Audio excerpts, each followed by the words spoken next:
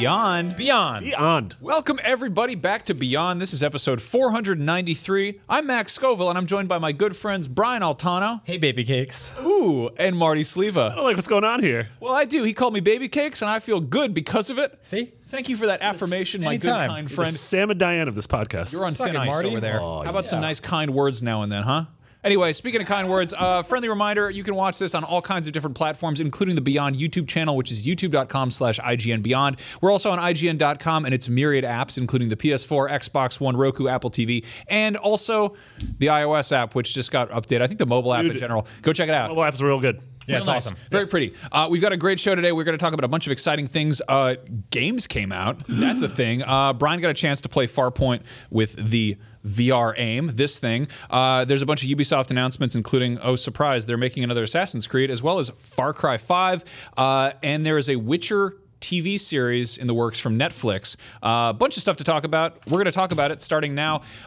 Guys, they're making a Witcher Netflix show. Where that? All of a sudden, I woke up in the morning and there was all sorts of news out of Poland that there's the Netflix TV series. Yeah, this is really, really cool. First of all, I'm incredibly excited for the show today because we got a bunch of cool stuff to talk about. But this is fascinating because last year, if you remember, if you're an IGN watcher or listener, we had a story about a possible Legend of Zelda TV show that turned out to be a hoax through Netflix, or it fell apart. It was part of Nintendo's big brand of like reaching all these different pockets. And Universal Studios and iOS. And it disappeared, and it got us all thinking, like, what's a live-action Zelda TV show look like? Obviously, everyone's trying to do a Game of Thrones type show now. There's that terribly named The White Princess show. Oh, yeah, I don't like what's going on there. And people are looking for this sort of thing. I think The Witcher is a fantastic fit for this, but we don't know what this is going to look like yet, right? Now, you call it the cone of disappointment? Yes. Where you start off with the best sounding thing possible, and then you gradually whittle it away down to what it actually is.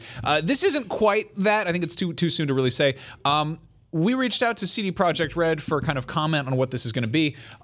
Big surprise, they have nothing to do with it because this is actually developed between Andrei Sapkowski, who's the writer of the Witcher books, who doesn't make a dime off of the games. He gave the rights to CD Projekt Red, thinking that a PC game would never take off, and lo and behold, that becomes like one of the best games ever made. And that all takes place kind of with his characters in his world, but it's all very much after the fact. The games are very much after the fact? Yeah, the games take place like far after the books. The books are not about Geralt? No, they are. Okay. But it's they kind of do like a sort of clean sweep by basically giving him amnesia. Gotcha. Before, I think, the second game. The first game, I think, was drawing from some of the books or some of the first like short stories. But basically, the books are, I think there's 7 books total, I want to say, and there's a handful of short stories. I really like the short stories a lot. I think much like in what makes the game good, the side quests frequently turn out to be kind of better than the main quest. Right.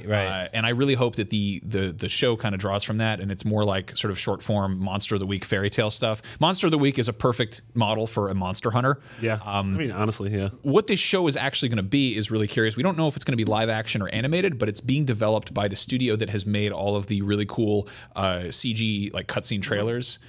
Which are just gorgeous. They've done like those short. There's like that Killing Monsters. They said that the guy who actually directed those is going to direct at least one episode. So these guys have worked on this franchise before, yes. right? Okay, yeah, that's a good. It's look. weird because apparently they're fine with Andrei Sapkowski and they're fine with CD Projekt Red, but Sapkowski isn't fine with CD Projekt Red. They don't seem like they really work together a whole lot. Those guys, this studio also made the Cyberpunk trailer that we got to see. Yeah, that's right. But they apparently have like 150 people at their studio, which I imagine it takes a lot of work to make. Sort of like Blur, sort of like who make all those really cool. I think there's that knee-jerk reaction to be like, oh, here's a guy who's directed a 3-minute, highly polished CG trailer that doesn't have a whole lot of story or plot, and he wants to direct like a longer form thing. That's a cause of concern. But then you look at like Tim Miller from Blur, who went on to direct Deadpool after doing however many cutscenes. I think you learn to really like budget your time and your budget and resources well when you're coming from like a very kind of like high-proof animation background like that. Yeah, I don't know. It sounds like I mean, if this is like not weekly, but like a 22-minute, 30-minute long episode show, Netflix does this thing where they drop anywhere between 7 and 13 episodes at once, and it's CG. That sounds incredibly expensive and also sort of way above the scope of anything they've done on an animated level. Their original animated shows include stuff like, Voltron is probably their biggest one. Well, they have the Guillermo del Toro one, right? Yeah. Troll Hunters, which is actually, I don't know if you watched that. It's actually really good. Yeah, we haven't actually seen any...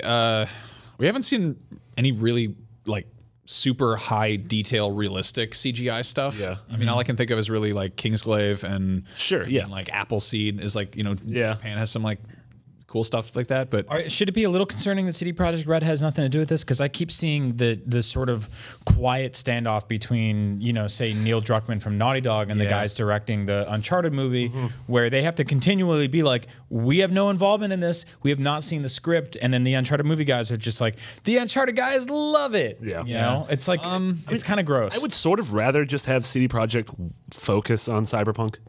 Focus on this. Don't worry about the show. Maybe the show will be good. Maybe it'll be bad. Just worry about what we know you're good at. What could be really interesting is the fact that you look at The Witcher 3 running on like a completely maxed out PC with full gorgeous settings, and like if you made a machinima using that, it would look pretty good. Yeah, I'd watch it. And if you had a team of 150 people go through and like add some, I don't know, lens flares or details or extra birds or whatever. Extra birds. Just make it look nicer, you know, like just touch it up, you know, tighten Maybe up the graphics in level 3, whatever. You know, work on Cyberpunk, but then send like a couple, maybe like 2 or 3 people over a month. Like, what's going on? I don't you guys know. Cool? Yeah. I don't know what like CD Projekt's like involvement with. I don't know who their writing staff is. I don't know if we're going to get some of them involved in this. That's a good point. There's also the fact that there's been a ton of like Witcher comics, which have been really cool. Dark Horse published those. There's one that's like House of Glass, and there's one that's like the Den of Wolves or something, and they're really fun. I'm pretty sure you just named Destiny expansions. No. I'm pretty sure House of Glass and Den of Wolves are both Big Iron Bar. There's the House of 1,000 Corpses. There was the Destiny 2. Father of the Year. Air Buddies. There's the World's wizard that Greatest came Grandpa. from the moon. No, I mean it sounds like Game of Thrones books or Destiny expansions. It's the thing of thing. Yeah. Fantasy font. I mean, we also don't know. I assume this is going to be Polish. No, it's going to be English language. Oh, really? Yeah. Okay. I mean, it does really well in Poland, I think, regardless. What's funny is there has been a Witcher TV show. It's called The Hexer. And you can see it on YouTube, and it's very, very bad. It is terrible. It's like porn where they never have sex. You're just like, when did the clothes come off? And you're like, So wow, he fixed the TV and left. That's weird. So we've had, to close this out, we've had 2 Netflix video game adaptations announced this year. Yeah. Both of which were sort of like the developers like, no, that's not us, because we had the Castlevania thing. Yes, let's not forget about that. We're doing that, and then it's kind of like Igarashi's like, no, don't do that. Yeah. And who was behind the Castlevania one again? Is the guy? He's got like It's the guy. eye paint. It's the guy who produced Dread. He wears like very Hot Topic stuff to interviews. Adi Shankar says the voice of Sean Finnegan, our producer. Adi Shankar seems like a good producer, and that he's a good hype man for whatever he's working on. Wasn't he the guy who did like the gritty Power Rangers thing? He did that gritty Power Rangers fan film. Yeah. But what I'm excited about is that the gray. Did the gray? Wait, the gray, like where you kill wolves? Yes. You don't kill them. Liam Neeson does. Oh, okay. You don't play. Anyway, Liam Neeson in that. we got a 3-man show except the disembodied Well, voice Sean of- knows more about movies than we do. Anyway, yeah, so he's attached to this, but it's also Frederator Studios, the guys who did Adventure Time. Right. So if we get something that looks like an R-rated Adventure Time with vampires, I'm down with that. I'm sort of down with that too. Anyway, Witcher Netflix show. I'm cautiously very optimistic. Yeah. I mean, I think it would be really cool if they made something that looked like a CG Samurai Jack. It was if you look at how those kind of short CGI trailers are, they're little stories. They're self-contained. There's one where he fights like a Bruxa or whatever in a barn. He just fights a vampire woman, and it's a cool fight scene. There's a little more setup there, and you wind up with like a 15-minute episode. I mean, the most comforting word in this entire announcement is Netflix. yeah, Like Yeah, they have honestly. a great quality standard. Like they don't really make a lot of bad crap. Yeah. Like they're very few. I think almost none of their shows have been not renewed. Like there's only There been was that one with the wolf with the arm coming out of the mouth. with Famke Janssen Yeah. from GoldenEye. She killed that dude on that boat with her legs. Yeah, that was I can see why they canceled. I think that You're killing me. I think that Witcher is strongest when it leans into its brevity, and it's Yeah. like it's more like here's Geralt and he's fighting a monster. And I would love got like him there, 5 you minutes of adventure, a 10-minute fight scene, and then 5 minutes of sex, and that's what every You gotta have the sex, but I want the stuff where, like, obviously in the game you're mostly gonna have to fight a monster. I like the ones where he kind of has to like use his wits. Sure. Like there's like one short story where he has to fight like a troll by like it throws a bunch of rocks at him and dandelion. They have to gotta hide in the bushes and then trick it into like drinking poison or something. It's funny you say that, Marty, because 5 minutes of adventure is what I call sex. Anyway, Call if 10 you minutes of fighting. if you want to get an idea of what the Witcher Netflix show could be like, pick up the Last Wish. It's the collection of short stories that's like the first bunch of Witcher adventures, and it's a super fun read. On that note, we got a cool new look at Far Cry 5. The logo. Yeah. Yeah, Ubisoft had its big earnings call and basically was like, surprise, here's what's coming out this year, I guess. And we're getting, obviously, new Assassin's Creed. There's going to be The Crew 2. South Park, The Fractured But Whole is October 17th.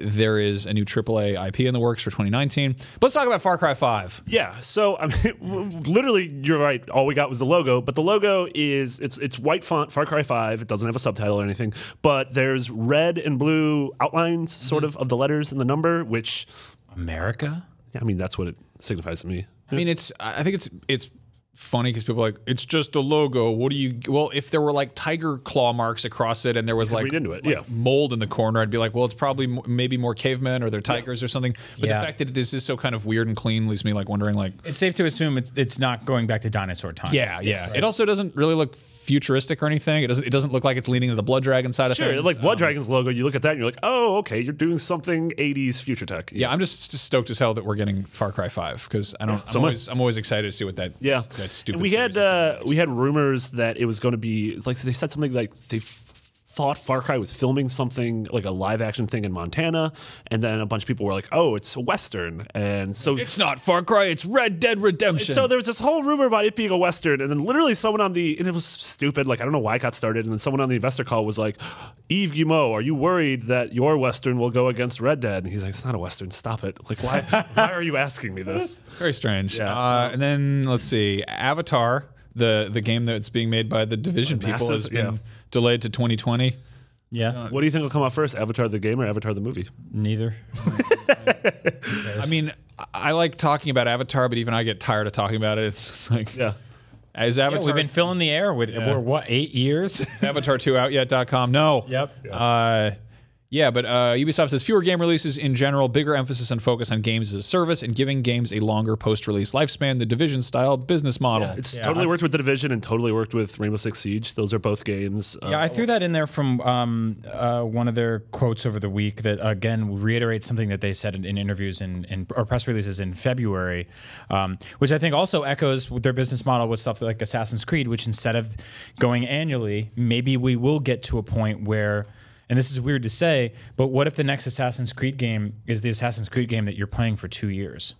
You know, like what if they're just like, here's a new area, here's like he's in Egypt right now, but what if the next game is an expansion? Yeah, you know, I mean, I would be totally fine if we did like Assassin's Creed and Watch Dogs just start, doing an every other year thing. Like we don't need either of them every year, but if we do get this Assassin's Creed game this year and then we get Watch Dogs next fall, like I think what's fascinating is where that fits into something like Far Cry, which is one of their big four is it 4 current IPs with 5th new one, right? We've added pigs. We patched in hundreds and thousands of small pigs running all over the map. Like I mean, all those pigs. Blood Dragon was an attempt at sort of expanding on the length of Far Cry 3. Yeah. So, and then if we look at 4, we got like some Himalayan mountain DLC with a Yeti.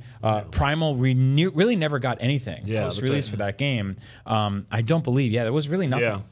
There was some like Way of the Macedon crap that came in the box. It wasn't very good. It was like a mini mission where you played as a Macedon.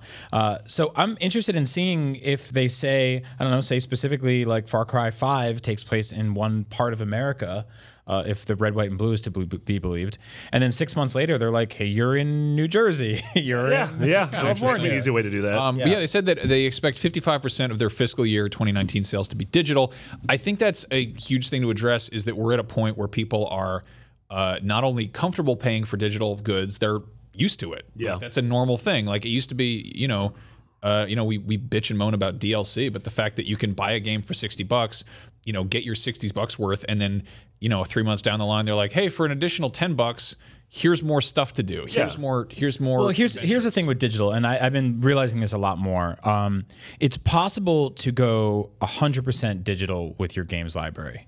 It is impossible to go 100% physical. You just cannot, because you will miss out on tons and tons of indie games. So even if you say like I'm a collector, which is fine, and you're like I want this big thing in my living room, my shelf of games, I want to look at like at the things I've collected and I've purchased, like which I totally understand. I mean, I do it with books, right, and records and stuff like that, but you will never get all of your games on that shelf because so many games are released digitally. There is digital content released for physical games exclusively all the time. You look at like if you bought Star Wars Battlefront digitally, right? The season pass, or you bought it physically, like there's no box for the season pass. Yeah, you have to wait. Like the same thing with like Witcher. If you bought Witcher 3 at launch, if you wanted Blood and Wine and like all the DLC, you would have had to wait till the Game of the Year edition years later. Right, right. So it's weird, and it's like I totally get it. Like it, aside from disc rot, like you are future-proofing yourself better with physical than you are with digital because you're not dealing with. I mean, we see games all the time. Alan Wake. So that was the one I wanted to bring up. Is like, yes, we're moving towards a digital future, but there's that one caveat that sort of worries me that like,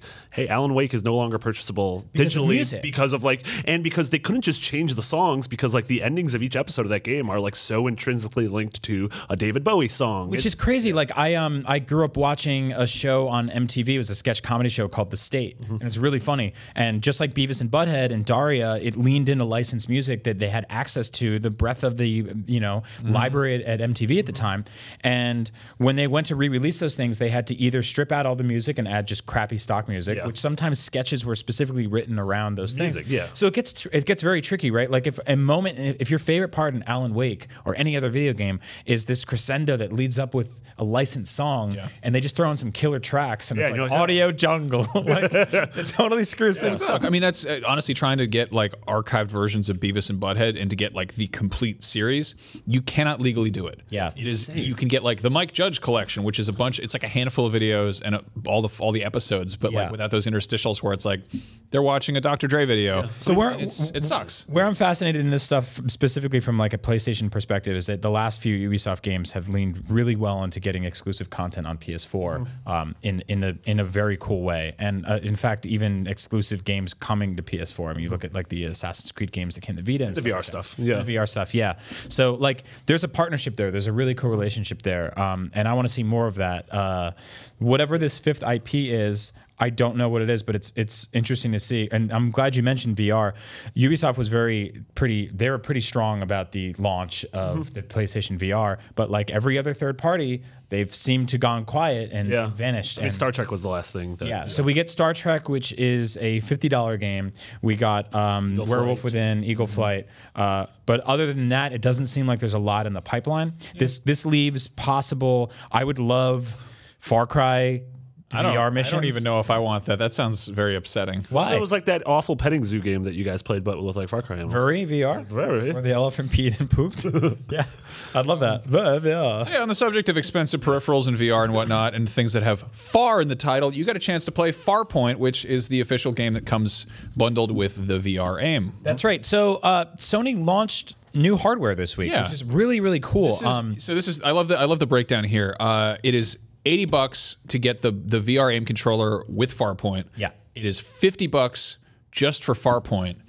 You have to have this to play Farpoint, or can you use Move controllers? So you cannot use Move controllers, but you can use a DualShock 4. So say you want Farpoint and you want to play with not the aim controller and you don't want to spend $80, you can use your DualShock 4. Right. But honestly, and we'll get into this, you'd be totally missing the point of this game. Like, I think if you're going to spend $50 on a first-person shooter to play with your DualShock 4, get Battlefield 1, get Call of Duty. Right. Like there are so many better games that are, just straight up hardcore FPS games that, from top to bottom, way more to do, better multiplayer, more robust sort of like mechanics and physics and stuff like that. But in terms of an actual game that you want to play with your PSVR, Farpoint is really cool. Yeah, I like that. But if you do the math here, by this logic, this is a $30 peripheral. Yeah. It's like maybe that doesn't quite add up. Yeah. So when we first heard about the VR aim controller, which if you're listening to the show you can't see it, but I hope you've seen pictures of it. I'll hold it up for the camera. It doesn't look like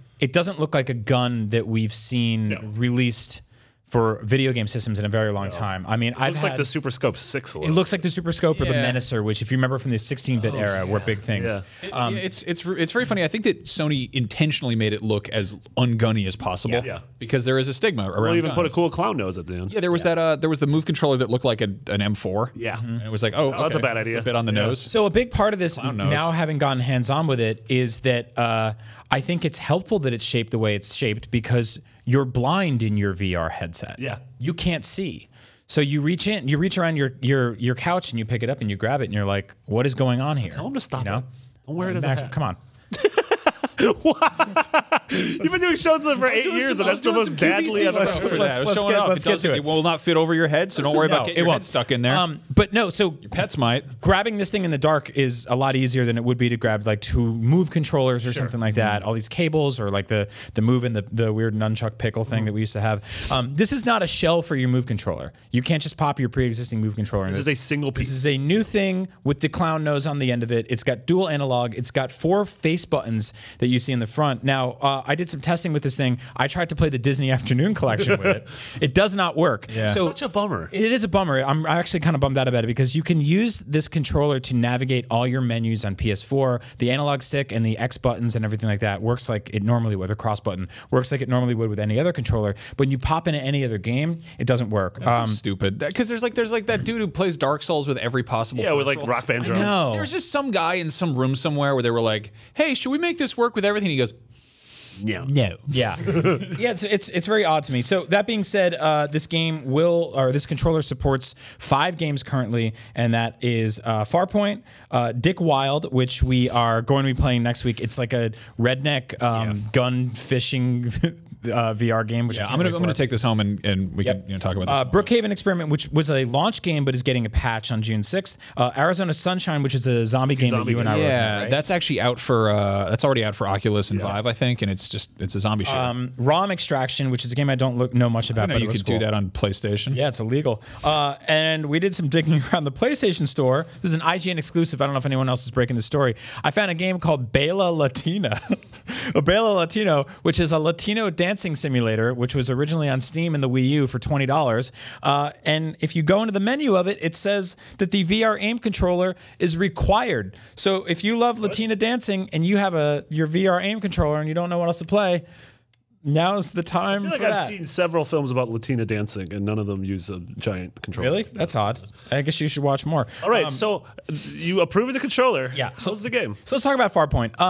Farpoint is a first-person shooting game about landing on sort of an undisclosed planet and fighting aliens and trying to survive. It's spiders on Mars, basically. Yeah. So in the background of that is a really cool story between a couple of other characters that are on your ship with you that crash land on this planet. And going around this planet, you kind of realize that other ships have crashed on this planet, which I think is a great narrative excuse to sort of be like, that's why there's a grenade launcher here, because otherwise you wouldn't just find those things. Campaign's about 4 to 6 hours, 4 to 6, not 46. And most of the enemies are sort of arachnid themed, which if you're afraid of spiders, which I know I know a couple people last year at E3 were like, I can't. yeah, Alana Pierce, Ryan McCaffrey specifically, just do not like spiders. I'm a little bit wary going in. Yeah. I don't know. So some weird housekeeping when you start this game. You're kind of thrown into a tutorial, and it's pretty basic in the way you aim and shoot. And I will say right off the bat, like aiming and shooting with this controller feels really good. That's awesome. Like better than Light Gun stuff did on Wii. Better than Light Gun stuff feels in arcades. Better than the Move controller does for a lot of the VR aiming stuff. Whereas this doesn't look like a gun when you're holding it. When you're holding it in the game, it does, and it mimics that very well. So when you're holding a Move controller in a game and you turn your hand and it shows you holding a gun in the game, it kind of throws you off because you're like, I don't hold a gun like that. But when you're holding the VR aim controller and playing Farpoint, the way it mimics that movement is 100% spot on. Like it looks really, really good. They had a thing at E3 last year, actually, that was really cool. They had this on display in a glass case, and one of the walls of the glass case was a transparent monitor. It had the gun from Farpoint overlaid on top of it. Oh, that's cool. And it was incredibly trippy. Yeah, and I think that the game does a really good job of that, right? Like it's really cool. So I noticed some minor issues like I do with most VR stuff, and this varies home to home, right? But you calibrate the gun at the beginning of the game by there's this circle with a bunch of different like sort of hexagons in it, and you take your controller and you move in the circle, and that creates your bounding box. I noticed that going under certain points or over certain points would kind of lose that a little bit, which tends to happen when things get a little bit frantic. But obviously, you know, your situation may vary. One of the things that's odd about this game is that in the tutorial, they teach you how to aim. They teach you how to, you know, when your gun overheats, and just basically how to kind of hide behind cover here and there. They don't teach you how to like strafe. Oh, so you're moving forward with the front joystick on this thing, and your back joystick is just not used at all. And then the actual clown nose is used for your aiming within your bounding box. But to actually like strafe left and right, you can physically turn to a certain degree, but since the move isn't like the Vive, or you know, it doesn't account for everything behind you, you'll start blocking out. So there were certain points where very early on in the game, like the first half hour, spiders would pop up on these mountains over on my right shoulder or left shoulder, and I would like physically turn my whole body and get a stiff neck. And I was like, when are they going to teach me like how to turn? So I went into the settings, and you have to actually physically turn that on, which is very odd. So from there, you get a couple of different options. If you played PSVR stuff, you're used to them. One of them is clicking, which is very similar to Robinson the Journey, where you can sort of just like teleport to different areas. I put on just actual physical moving because I'm like, let me try to play this like a dual analog, you know, first-person shooter with basically the move controller acting as sort of your third analog, which is kind of interesting, right? So you've got like kind of the head movement, and you've got your body movement, and then strafing. So I turned that on and immediately got pretty comfortable with it, started fighting a bunch of enemies. Now the enemies kind of account for the fact that it's impossible to shoot behind you. So you'll go to shoot at a spider and he'll like jump at you, but if you move out of the way, he'll run like 50 feet behind you and then run back ahead in front of you. So all the enemies are constantly like scurrying underneath your feet and right back in front of you. So it's sort of, think of that like a light gun game, like on rails, where the enemies are the ones on the rails and the setting isn't. So enemies are constantly accounting for the sort of setbacks of the VR controller and the VR system to be like, we're in front of you again now. You can kill us. How like Galaga, like they'll come down and they'll loop back. And they loop back around. That's a great point. So so it's really cool. I noticed a little bit of nausea when I got into this big like sort of canyon setting where I had to fight just enemies wave after wave in this pit for 10 minutes because they started popping behind me. I started like running around, turning quickly. That's when it started to lose me a little bit. But obviously, you know, depending on your VR sea legs, play with that. The comfort levels are really cool. Like it's very, very deep. Also played it on the Pro. Looks great there. I got a question. So could you conceivably play it sitting down if you're just using the... I've been playing entirely sitting down. Oh, okay.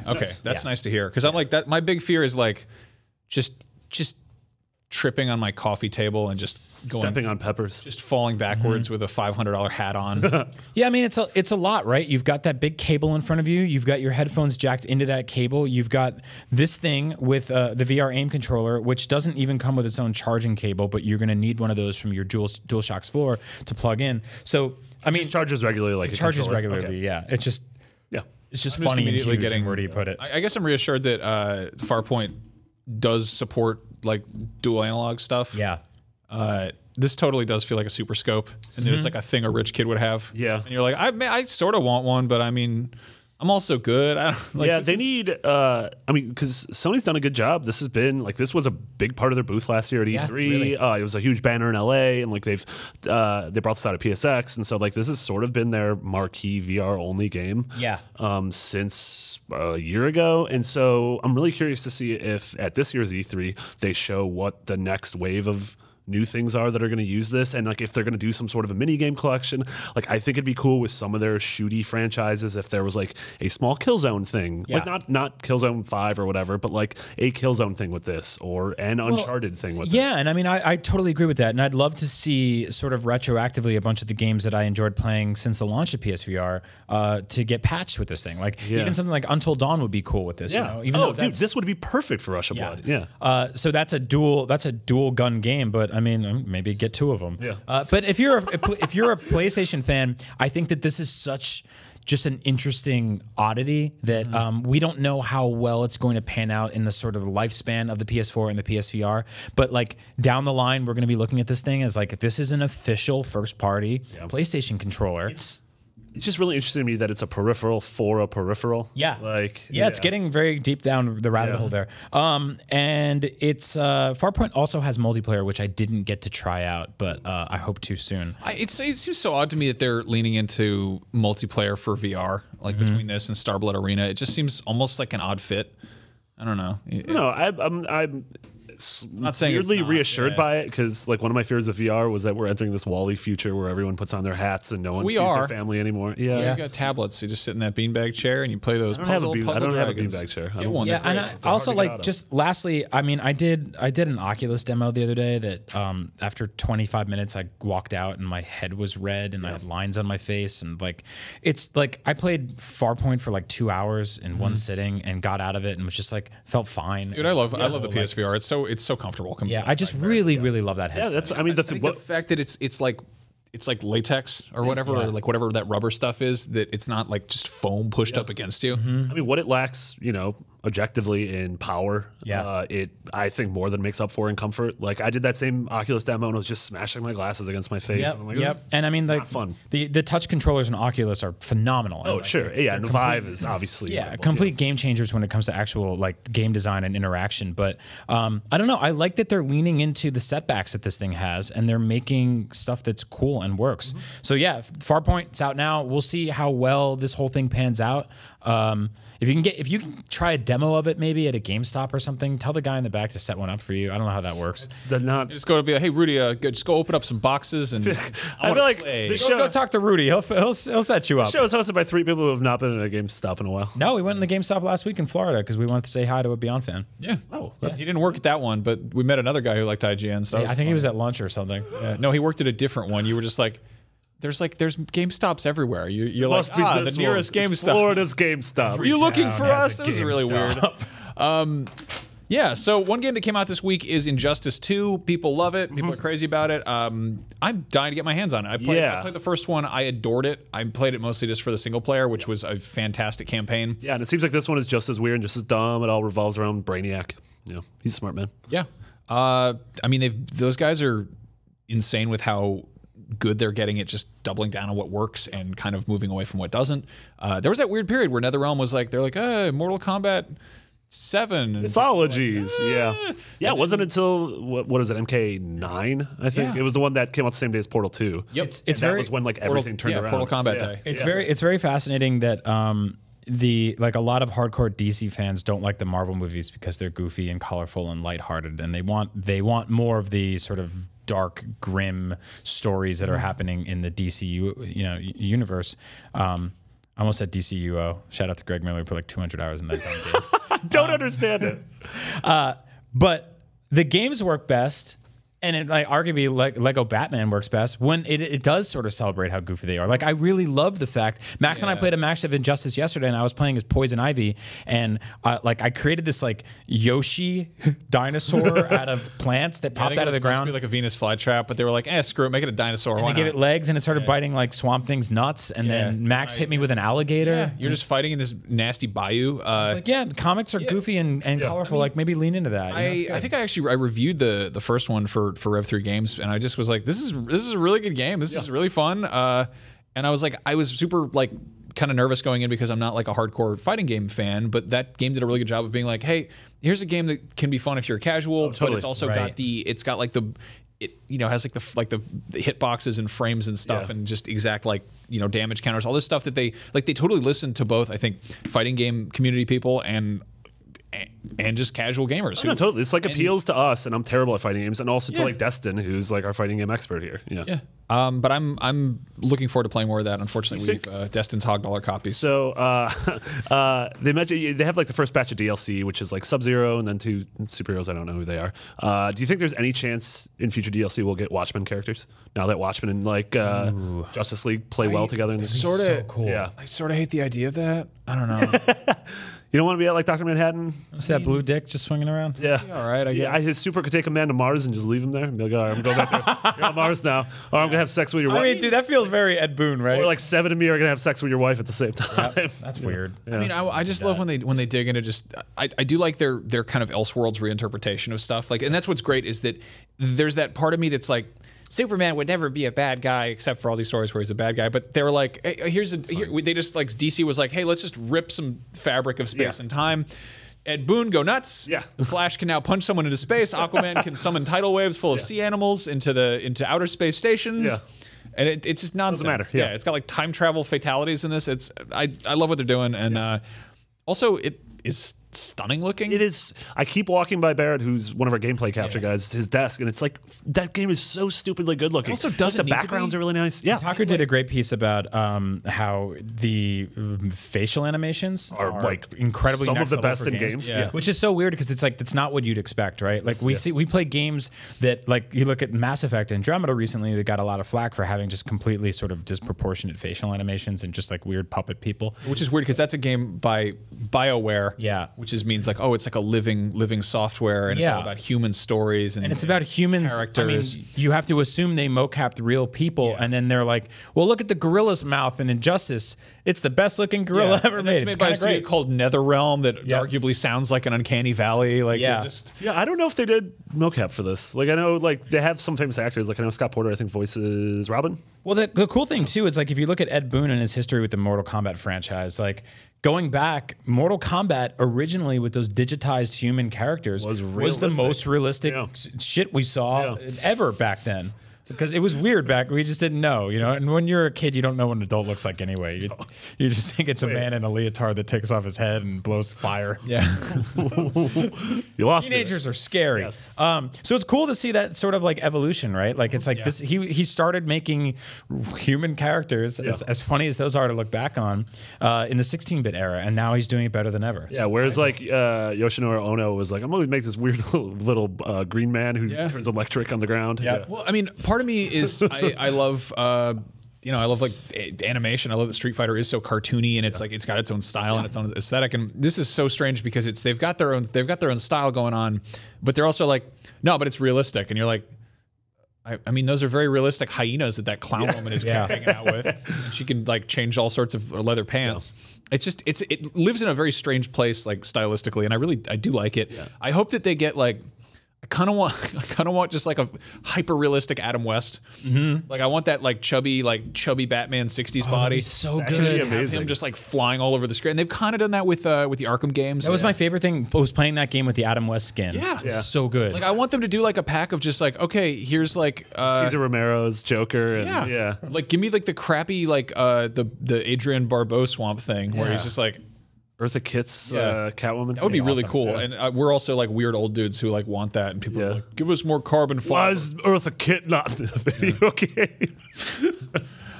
Anyway, another thing, completely other direction, but weirdly enough, same publisher. Lego Marvel Superheroes 2 got announced as well. I think it's so awesome. I was watching the trailer for this, and the ad that ran before it was for Injustice 2, and I was like, if you went back in time to like me in second grade, and you're like, here's what video games look like in the future, I would be like, all right, okay. Yeah. Lego Marvel Superheroes, the first one was one of my favorite games in recent memory, and I honestly am surprised we're getting a sequel. Have we gotten a full trailer yet, or just these weird? No, the full got a trailer's teaser. dropping soon. It drops Maybe already by the time you're listening to It this. drops a week from yesterday. Because they dropped a new teaser this morning. Right. Did you see yesterday. it? With the Groot. The baby Groot. Yeah, that was yesterday. One of the most unsettling Lego minifigs I've ever seen. Hands down. It looks like a gingerbread turd baby. Right. So this is just such a chimera of weird legalities. First of all, this is WB Games is publishing this. It makes total sense for them to publish DC games because Warner Brothers has owned DC since the 80s. That's fine. They've got that all covered. It's all buttoned up. In this case, Disney owns the rights to Marvel movies.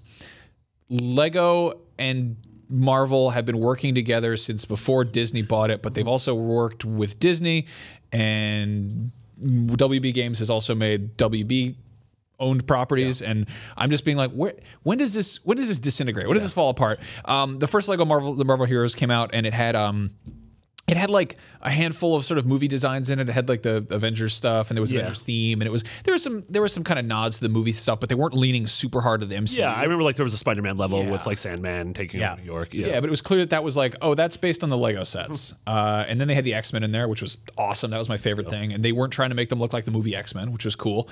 This one, the setup here is you're going to be fighting Kang, I think. Yes. Is that his name? I always get mixed up with Kodo and anyway. Too. But yeah, basically he rips open a bunch of fabric of space and time, much like Injustice, and that's a good loophole to get away with silly video game stuff. But we see in the teaser image they put out, we see MCU Doctor Strange, we see Baby Groot from Guardians 2, but then there's also Spider-Man 2099, and there's like Spider-Gwen, and then there's movie comics version of Yellow and Blue Wolverine.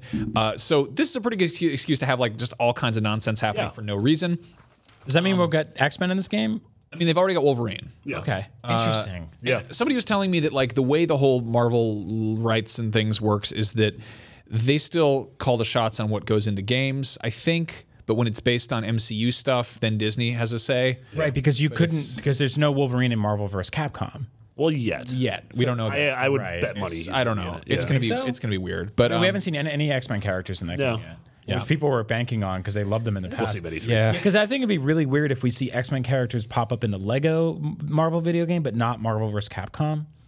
Like I don't know how that works. It's so gross. But it gets so confusing and weird. But within this game itself, I'm excited because like that means that if we've got Spider-Man 2099 flying around, it means we're also probably going to get like Miles Morales. We're probably going to get like if we get some Age of Apocalypse stuff, if we get like other 2099 characters. And just there's so many odd like kind of weird divergent like the Ultimate Timeline. There's just especially like between Lego Marvel Superheroes 1 and then Lego Marvel Avengers. You've already used all the normal characters, so get weird. Yeah, I love the 2099 stuff. I hope there's unlockable like hologram cover skins. I hope we get like the full like 90s X-Force, but in Lego form. That's what I kept hoping for because I would unlock like Archangel in the first one, and I was like, this was like my first Toy Biz action figure. And Max, you and I were talking about this yesterday. I mean, I adore the Lego games. I generally 100% them when I really like the franchise they're based on. I don't really care about Lord of the Rings or Pirates of the Caribbean, so I skip those.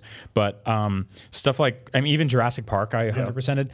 But Jurassic Park and Indiana Jones are weird because once you get 10 characters in, you're unlocking like Gun Joey and like Knife Bill, you know? Or in Jurassic Park, it's just like the DNA helper. It's Newman.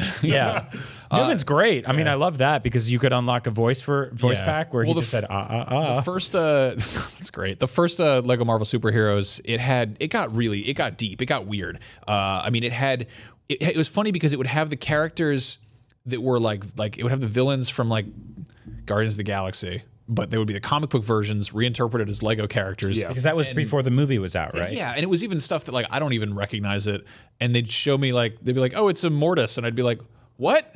Like, and I've been looking at these, stupid action figures and trading cards my whole life, and there's still like weird deep cut Silver Age characters that I'm like, it's Namorita. I'm like, what? Is that a sandwich? What are you doing? But I mean, in this case, I hope they just go completely just off the rails. And I mean, the first one had I think like 130 characters or something. It had something stupid. And I mean, I was like unlocking Squirrel Girl before she was a household name, and I was like, all right, Squirrel Girl, who was like weirdly overpowered. What do you mean Squirrel Girl is a household name? Whose household? Mine. We talk about Squirrel Girl all the time. Yeah, Squirrel Girl's like a house that would talk about Squirrel Girl. Family series coming soon. It is. Freeform now. Anyway, speaking of animal people, there's a segue for you. Parappa the Rapper's creator has launched a Kickstarter for a rhythm adventure game, which is called Project Rap Rabbit. Project Rap Rabbit. Yeah. Is this part of the like Reader Rabbit, Math Rabbit cinematic universe? I don't think so. No, but I really, really hope the edutainment game universe. All I've wanted is the movie 8 Mile starring Eminem, the Marshall Mathers, to be remade with animals. And I want it to be Parappa the Rabbit, but if his name's Rabbit in that movie, it works perfectly. And you make love to like a flower woman in a refinery or whatever he does. And so it's the creators of Parappa and Guitar Man, and they're making this game. They launched the Kickstarter for a lot of money. It's a lot of money. It was $1 million. It was $1.1 million. Yeah.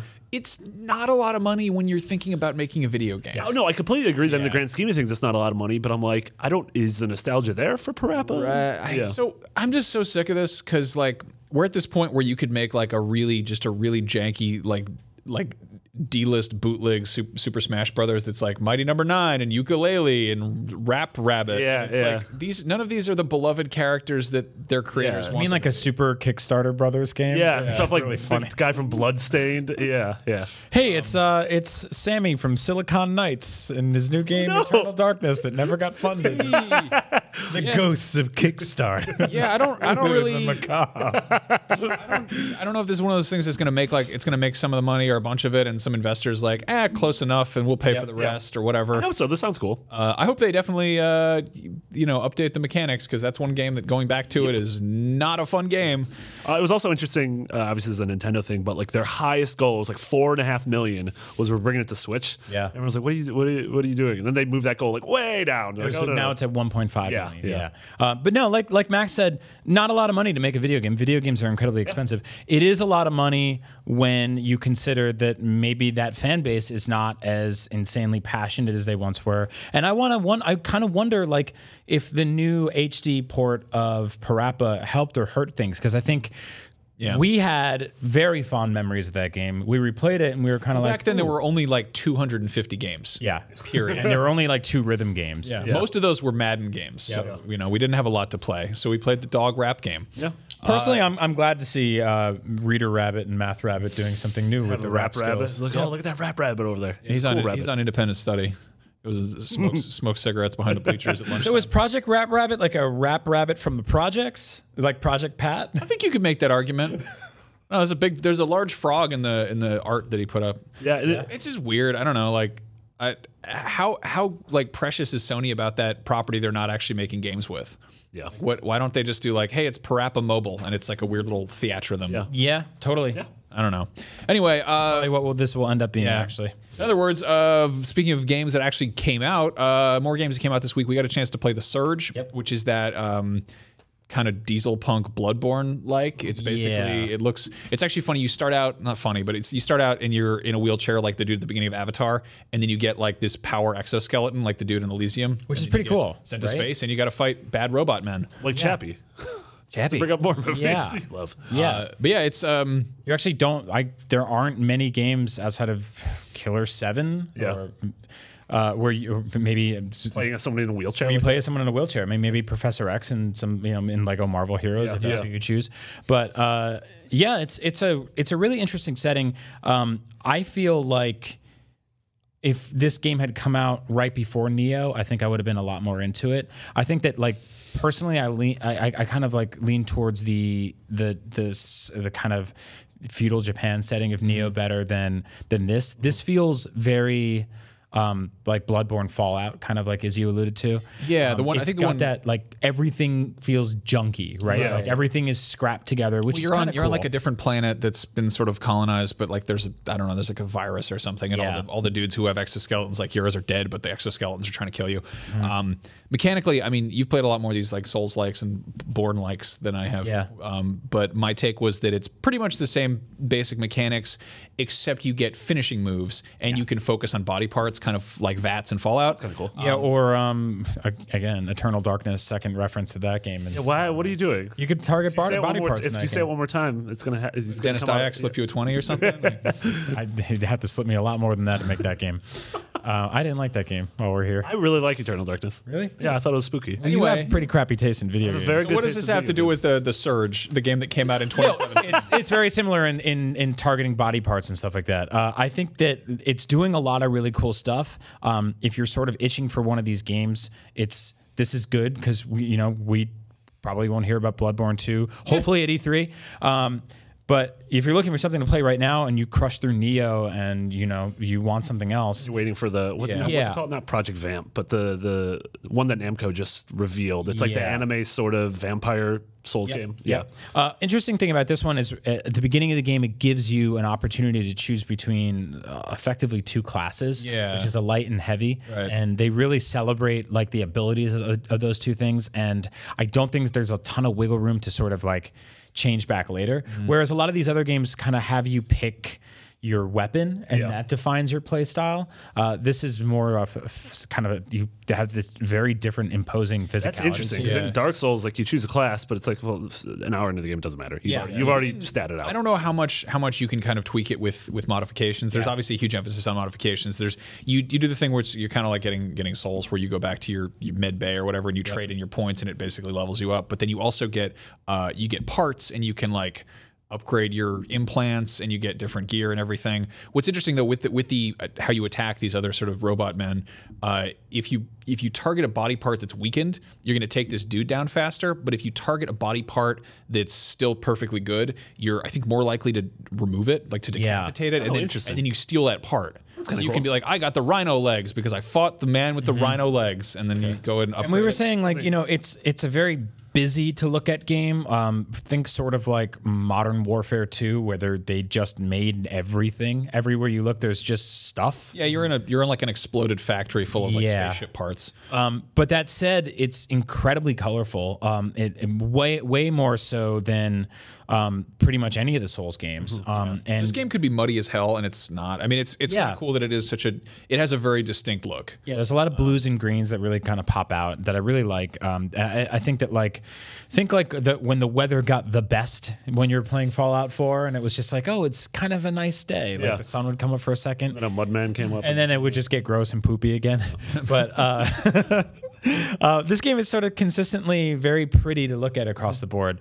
On PS4 Pro, you have two option settings that are either, I'm trying to get this right, performance or graphics, basically. Right. So one is how like 60 frames per second, which takes a hit, I believe, in the resolution. Versus how great you want it to look, and if you don't mind a couple of frame rate dips here and there. So I chose the latter, and it's really, really good to look at. So mess with that, play around with that. Yeah, IGN gave that a 7.9, I think. Pretty good review. It's scoring okay. Mario Kart Double Dash review score. Ooh. Suck it, Fran. Yeah, take that, Fran. Another game I got a chance to play is this. Never let go of that one. Cutesy little kind of artsy fartsy indie platformer game called Seasons After Fall. It is Wasn't it Seasons After? Is it Seasons After Fall or Winter? After Fall. Okay, it says Winter in here. Yeah, I wrote it wrong. It's weird I got because my seasons mixed up. It's just the other seasons. Whatever it is Season after fall, the game could just be called Winter. You play as this fox that's like possessed by like a forest spirit. It's very Ori-like aesthetically. It's kind of digitally painted. Ori never came to PS4. Right. Yeah. So if you want to play a game that's pretty, maybe check this one out. What's interesting is it's basically a Metroidvania, but there's no combat or death, and everything's kind of puzzle based. It's a little bit floaty in the platforming department, and some of the puzzles having you backtrack. You don't really have a map. There's no HUD, which keeps it looking pretty. But it's also like a little disorienting. Occasionally, you're just like, okay, I know what I have to do. Where am I going to do it? Yeah, it's minimalist almost to a fault, in that you can't actually see where you're supposed to be at any given moment. But the game does a pretty good job of giving you visual cues of where to actually go. I like this game a lot. I think one of the things that annoyed me about it a little bit is there's this narrator that sounds kind of like Lemmy Winks from South Park. Yeah. He's like, Mr. Fox, you've got to go over that butthole over there. I don't know who does that, but like, I get the sense that this was actually, as you go through, you like go to these little flower patches, and if you unlock enough of them, it'll start showing you concept art. Yeah. And it's interesting because I think this feels very much like a game that was developed by students, and they kept developing it after school. Interesting. Like they're like, let's ship it, and they, obviously it's not bad by any means, but there's parts in there where you're like, you wanted to keep this part? This is odd, and like there's something that was just darling to them that they didn't want to throw out. Yeah. Sometimes you get those student projects that end up turning into something incredible. Like that's kind of where Portal stem from. That's where Flow stem from. The main sort of gameplay mechanic hook here is that you can change the seasons with the double tap of a button, which is really cool. And I've seen, I play a lot of platforming games that have experimented with stuff like this. And if you look at top-down games like the Oracle of Ages, did a good job of that. There was a game, the Mighty Gianna Sisters, that tried this sort of like switch between good and evil worlds thing. And it's cool. Like Melee did that. Yeah. So when you're Karuga thing, right? Yeah, exactly. So you double tap the button, and mid jump it can basically turn into. So that changes later on as you go further. You're doing it with the right stick, and it's not like it's not like hold the button and then do it. I think you can do it that way, but it's straight up like if you unconsciously move the stick, you'll change the seasons. And occasionally when the camera's moving, I'm just like instinctively like trying to move it, and then I'll accidentally like I'll be walking on But it's winter. I'll be walking on a pond that's frozen because it's winter, and suddenly I turn it to fall, and my fox falls in the water, and I'm just like, I don't die. I just have to paddle to shore. Yeah, I really like watching that little fox move around. Fox is super cute. Yeah. If you guys are looking for a box quote, there it is. That fox is super cute. But yeah, if you're looking for, I don't know, just a relaxing game, like it's very low stress, and it's probably an easy platinum. So Like it is the opposite of the Surge. yes, Very much. very much. I really love just digging around the PlayStation Store every week and finding cool little. That's how you found what? Latina Bananas? Or what was the game? Tina Bananas. And Very VR, the elephant poop pee. All right. Anyway, yeah, I don't think we have a review up. I think this has been out on Steam for a while too. Yeah. But yeah, this is that's the show. We did it all. That's the meat and potatoes. That's all of it. I'm dying to take this stupid thing home and shoot those spiders on Mars and play that the Dick Dynasty game or whatever the Dick Wild. Yeah, Dick Wild. We're definitely Let's have to review that game. Dick Dynasty. I wanted to give a shout out to a piece I went up this morning. Zach Ryan, That's friend a of the piece show. right there. He's a nice piece. Oh God, what did we just do? Italian chef kissing his fingers. No, go on YouTube and look up the secret origin of Grand Theft Auto. Yeah. It's this incredible like 7-minute piece about like where the Housers came from, what that studio was doing before Grand Theft Auto, what it was like in the development of that. It's this really cool, awesome thing that like I know a ton about games and I learned stuff from it. He's done that before with Dark Souls, with Westworld. It's just really awesome series. So yeah, check that out. Good stuff. Also, shout out to some friends of ours. You may have heard of this. Alexa Correa, Andrea Renee, Christina Steimer, and Brittany Bombacker are making a video podcast series. You said Korea. It's Korea. Korea? I don't Well, you said Christina. It's Christine. What is it? Is it Christine? Damn it. Okay. I wrote that like half awake. Anthony Dandelbutz, Brittany, and Jennifer Glomblar are starting a brand new website. Alexa, yeah, whatever. Those friends of ours are doing a thing. It's called What's Good Games, and it's if you head to patreon.com/What's Good Games, they're just making a new game show. Yeah, and Alexa, Andrea, and Steimer have all been on Beyond at some point in a live capacity or in an actual capacity. So yeah, go show them some love. They're aiming to answer the question, what is good games? Many of us have questioned that for years. You know what's not good games? This. No, that is like bad games. That is like the smartest name for a thing. What is good games? Yeah. Somebody's in there like, I would like to play good game. And they go to Google. What's good games? What is good games? Yeah. What is good games? You're gonna have incredible SEO. A lot of idiots sing when they go into the Google box. Yeah, I mean that's the secret to kind of funny is that there's those people who maybe they're at work and they don't want to laugh too hard. So That's they're true. Like, You I get need busted something for that that. is only kind of funny because I'm being sneaky. And the secret to IGN is that people go to type in other words and accidentally come to our website. There you go. That's the You secret. can't spell those other words without IGN. Yeah. Most of them. That's just my good friend Ignacio. All right. Of course, you can always head over to the Podcast Beyond Facebook group, which is facebook.com/group/Podcast Beyond. Max, you about to drop the hottest revelation of the year? So normally we tell you that you can go to groups.com/Podcast Beyond, and we joke around about how that's the Facebook page. Apparently, that's an actual website. Groups.com. Groups.com/Podcast Beyond. If you go there, you just could find all the episodes of the podcast. How did that happen? How? We've been making that joke for like 2 years. Groups.com. We're like, why would anyone go to groups.com? It's like a redirect. It's probably full of Russian spyware. I don't know. If you want to watch episodes of this show and I think not give IGN money, go to groups.com/podcast beyond. There are all the episodes of our show there. What? How did that happen? What sorcerer did this? Yeah. God. Hi, I'm looking for Amanda Hug and Kiss. Yeah, hold on. She's right here. You're like, no. What? I don't know. Anyway, as we mentioned before, head over to youtube.com/IGN Beyond, or, get the IGN app on your device of choice.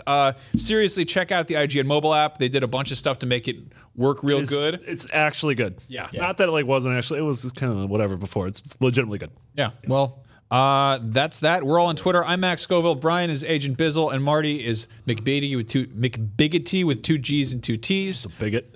I'm Morley, that's Bumber, and that's Angadar. And we're starting a brand new What's the Goodness? You can catch us all next week if you want to see your good friends Matt and Brandon and Martha, all of us here at the podcast beneath that beyond. Beneath.